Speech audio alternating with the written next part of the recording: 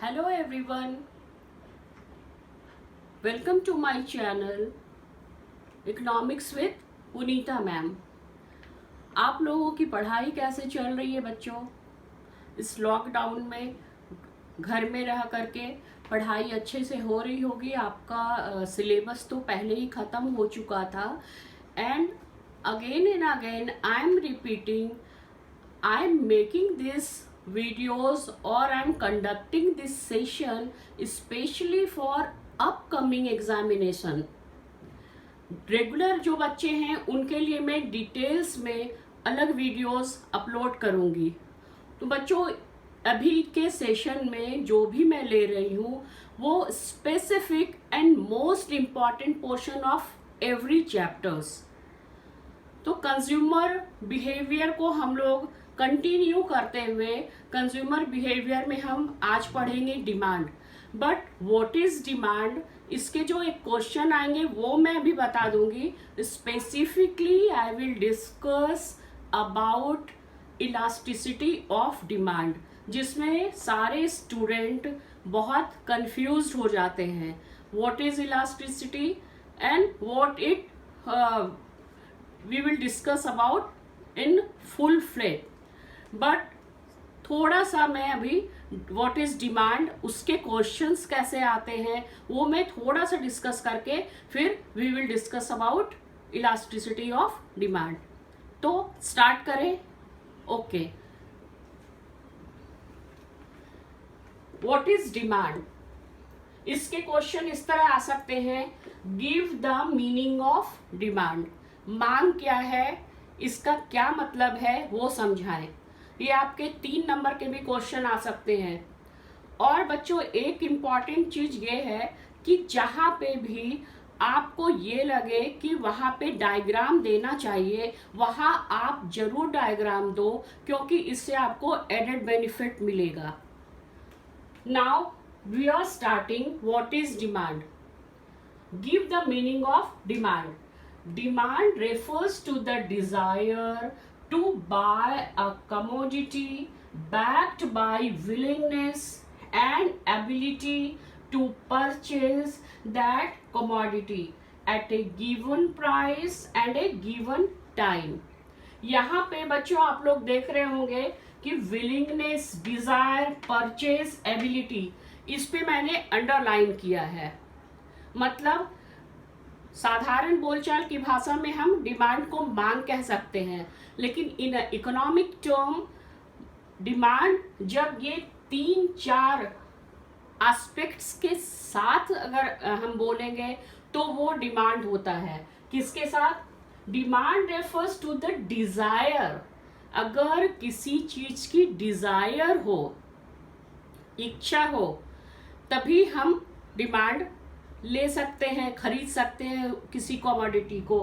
Dzire to buy a commodity backed by willingness, और उसके साथ क्या होना चाहिए? विलिंगनेस, मतलब इच्छा होनी चाहिए कि हम उस चीज को खरीदें। Willingness and ability. अब एबिलिटी क्या है कि इच्छा तो बहुत हो जाएगी।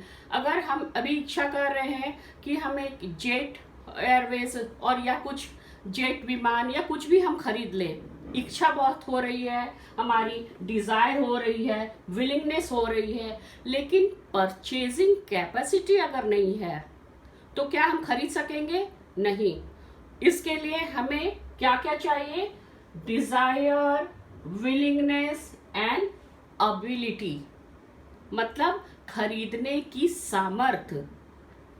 ठीक है, इच्छा और एबिलिटी ये दोनों होगी तभी हमारा डिमांड फुलफिल होगा। और बहुत सारे ऐसे भी लोग होते हैं जिनके पॉकेट में पैसा होता है, वो इच्छा भी करते हैं, विलिंगनेस है, डिजायर है, एबिलिटी भी है, लेकिन वो क्या करते हैं? सिर्फ देख के ये सोचते हैं कि मैं ये चीज खरीद लेता हूं, लेकिन जब खरीदने जाते हैं उनके पास परचेजिंग कैपेसिटी है, लेकिन वो स्ट्रांग विलिंगनेस नहीं है। मतलब बहुत ऐसे भी कंजूस लोग होते हैं जिनके पास एबिलिटी है, डिजायर है, बट स्ट्रॉन्ग विलिंगनेस नहीं है, तो वो भी नहीं खरीद सकेंगे। तो कंक्लूजन क्या निकला? डिमांड के साथ desire, willingness and ability to purchase होनी चाहिए, तभी हमारा डिमांड का डेफिनेशन कंप्लीट होता है। Is it clear? ओके। अब डिमांड जो है वो डिमांड फंक्शन क्या है वो थोड़ा मैं बता देती हूँ, then I will go directly for elasticity of demand. Demand function दो तरह के हैं। First is individual demand function and second is market demand function. जब एक व्यक्ति किसी डिमांड को, किसी मांग को रखता है मार्केट में और उसके साथ ये सारे कंडीशन फुलफिल होने चाहिए, तो वो क्या हो गया हमारा इंडिविजुअल डिमांड फंक्शन। बट अगर मार्केट के अंदर firm A plus firm B plus firm C equal to demand function अगर करते हैं तो वो क्या होगा हमारा, वो मार्केट डिमांड फंक्शन हो जाएगा। Now I am just giving some hints about individual demand because today I am specifically taking classes about elasticity of demand। लेकिन उसके पहले थोड़ा सा मैं रिकैप कर देती हूँ कि आप लोगों को याद आ जाए। Individual demand function is A denote by dx equal to function of px, pr, y, p and e। ये सारे क्या चीज डिनोट करते हैं? Demand is A x commodity का डिमांड जो है उसका फंक्शन जो है इन सब चीजों पर डिपेंड करता है। Price of X commodity, preference of X commodity, income of X commodity, taste and preferences of X commodity and E consumers अगर उसको खर्च करे और फिर खरीदे तभी ये सारे पूरे होते हैं और इंडिविजुअल डिमांड फुलफिल हो सकता है। सो यहाँ तक बच्चों आप लोगों को समझ में आ गया होगा। एक सिंपल डायग्राम से मैं डिमांड और प्राइस के रिलेशन को बता देती हूँ। तो बच्चों हम लोगों ने अभी तक क्या देखा? Individual demand function of dx of x is a commodity, demand is a function of px, x commodity की own price, pr related commodity price, y consumer's income, t is taste and preferences and e denotes for consumers expectation। मैं एकदम simple एक diagram से आप लोगों को demand curve का बता देती हूँ, प्राइस के साथ उसका क्या रिलेशन है, and then we will go for elasticity of demand. एक क्वेश्चन ये आता है, why demand curve is negatively slope down. ये निगेटिवली स्लोप डाउन क्यों होता है? एक तो ये it's a very important function question, why demand curve is a negatively slope down। और हर डिमांड फंक्शन या डिमांड का जब आप डायग्राम बनाने लगते हो तो उसमें एक सेंटेंस आपको ऐड करना है। What is this? Other things being the same। इसका मतलब क्या होता है कि डिमांड फंक्शन में इतनी सारी चीजें हैं, preferences, income, expectation, other commodities, price, सारी चीज अगर सेम रहते हैं तो उस कंडीशन में हम इनकम और प्राइस के रिलेशन को हम डिनोट कर सकते हैं। ये नेगेटिवली स्लोप डाउन क्यों होता है? क्योंकि डिमांड का हमेशा प्राइस के साथ इनवर्स रिलेशन होता है। That's why this is negatively slope down.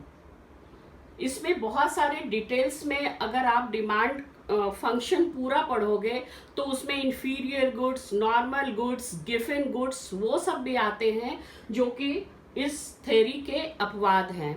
तो मैं इतने डिटेल में नहीं जाऊंगी क्योंकि मैं अगेन आई एम रिपीटिंग, ये सेशन जो हो रहा है, ये रिवीजन सीरीज जो मैं चला रही हूँ, ये सिर्फ अपकमिंग एग्जाम के स्टूडेंट्स के लिए। डिटेल्स में हर चैप्टर की वीडियो मैं बाद में अपलोड करूंगी। तो inferior goods, normal goods, given goods, ये सारी चीज आप अच्छी तरह जानते होंगे। ये नेगेटिवली स्लोप डाउन है इसलिए क्योंकि प्राइस के साथ इसके इनवर्स रिलेशंस होते हैं। अगर किसी चीज की प्राइस बढ़ती है तो नेचुरली, अगर बाकी चीजें सारी कॉमन रहें, सारी चीजें कॉमन रहने का मतलब क्या हुआ कि अगर प्राइस बढ़ गई किसी कमोडिटी की लेकिन इनकम सेम है कंज्यूमर का, तो वो क्या करेगा, इनकम तो बढ़ा नहीं सक रहा है, तो वो क्या करेगा, उस चीज की डिमांड को कम कर देगा। तो इसी को प्राइस एंड डिमांड का इनवर्स रिलेशनशिप कहते हैं, जो कि negatively slope down demand curve से पता चलता है। सिंपल एग्जांपल से मैं बताती हूं कि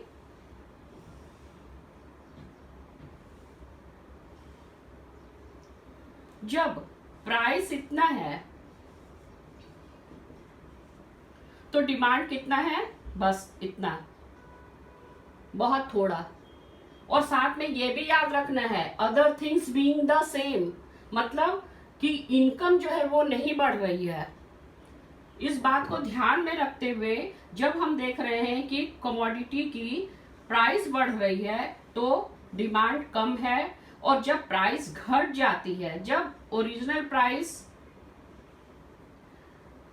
पे फिर आ जाती है, P1 is a original price, फिर जब P1 पे आ जाती है घट के प्राइस तो फिर से वापस डिमांड बढ़ जाता है। लेकिन जब प्राइस बढ़ के P हो जाती है, ओनली P, तो डिमांड बहुत कम रहता है। तो ये हमारा क्या दिख रहा है, inverse relationship between price. So demand and price is a inverse relationship. इसके लिए demand curve negatively slope down रहता है। Am I clear student? Demand theory के अंदर बहुत सारी चीजें हैं, जैसे मैंने पहले बोला कि ये जो इनवर्स रिलेशनशिप है एंड नेगेटिवली स्लोप डाउन है, ये अपवाद में नहीं आएगा। तो वो सब आप लोग एक बार देख लीजिए, क्योंकि elasticity of demand is more difficult. And मैंने पहले ही बोला है कि हर चैप्टर के डिफिकल्ट पोर्शन को मैं ले रही हूँ। तो now we will discuss about elasticity of demand.